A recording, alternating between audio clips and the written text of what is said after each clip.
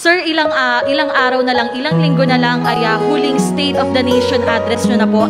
Ano ang dapat abangan ng ating mga kababayan at ano po yung mga maipagmamalaki ng legacy ng Duterte administration? Nothing.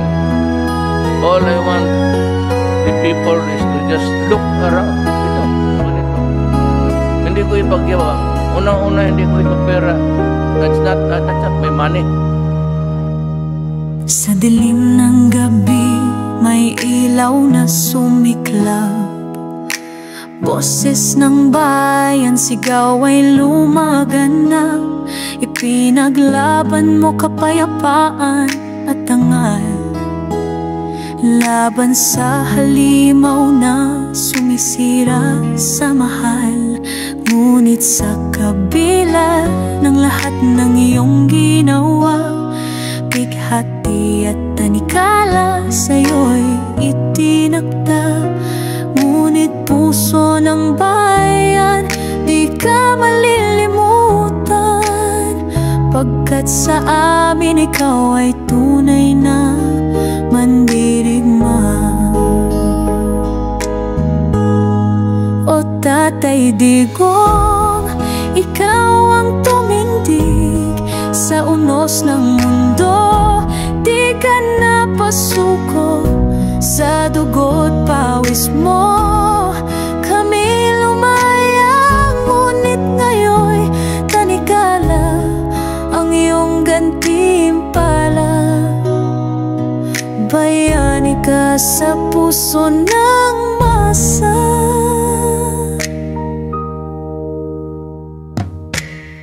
Ang laban mo'y laban ng bawat Pilipino. Sa lansangan, sa puso, sa isip at dugo, ang mga salot tinaboy sa dilim, upang muling sumikat ang araw sa atin. Ngunit bakit sa dulo'y ganito ang kapalit? Hastisiya'y baluktot, puso'y nagngangalit. Ngunit sa bawat dasal ng taong nagmamahal, pangalan mo'y aawit sa hangin ng may kapal. O Tatay Digong, ikaw ang tumindig sa unos ng mundo. Di ka napasuko sa dugo't pawis mo. Kami lumayang, ngunit ngayon'y tanikala ang iyong gantimpala.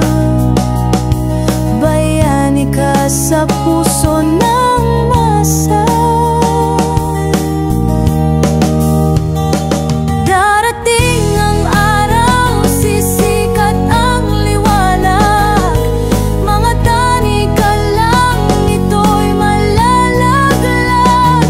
Kalayaan mo'y magiging alaala ng tapang na walang kapantay sa ating bansa. O Tatay Digong, ikaw ang tumindig sa unos ng mundo. Di ka napasuko sa dugo't pawis mo. Kami lumayang, ngunit ngayon'y tanikala ang iyong gantimpala. Bayani ka sa puso ng masa. Sa dilim at liwanag, sa hirap at ginhawa, pangalan mo'y mananatili, mahal ng madla. Tatay Digong, sa puso ng Pilipino, bayani ka, magpakailanman.